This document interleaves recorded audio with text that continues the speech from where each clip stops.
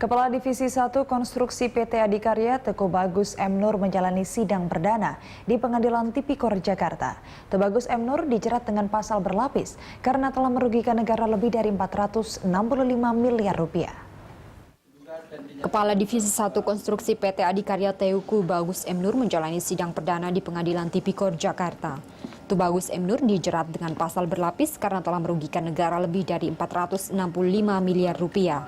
Teguh Bagus M. Nur didakwa atas perannya yang memberikan uang kepada Wafid Muharram dan Cul Malarangeng. Uang ini diberikan agar PT Adikarya dapat memenangkan tender proyek pembangunan sekolah olahraga di Hambalang. Ia juga adalah orang yang melakukan pertemuan dengan Wafid Muharram di Plaza Senayan untuk membahas fee 18% yang diminta Kemenpora.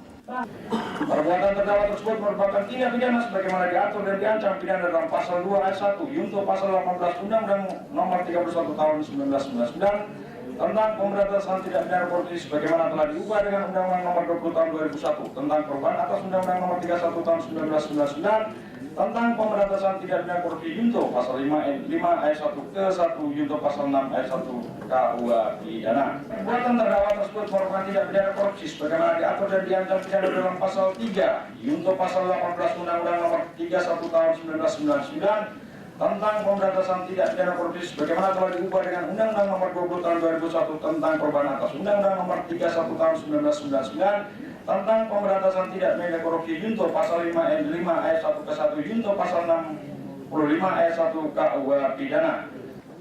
Sementara itu pengacara Teguh Bagus M. Nur Haryo Wibowo mengatakan bahwa PT Adikarya adalah korban dari partai politik. Selama ini memang proyek-proyek yang melibatkan BUMN selalu dimanfaatkan oleh partai politik, dalam kasus ini adalah Partai Demokrat.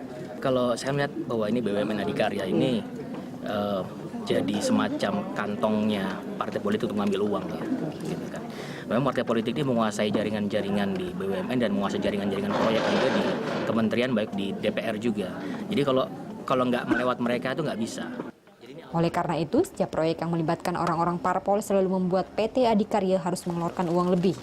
Karena setiap tender proyek harus melewati mereka. Katrina, Berita 1 Jakarta.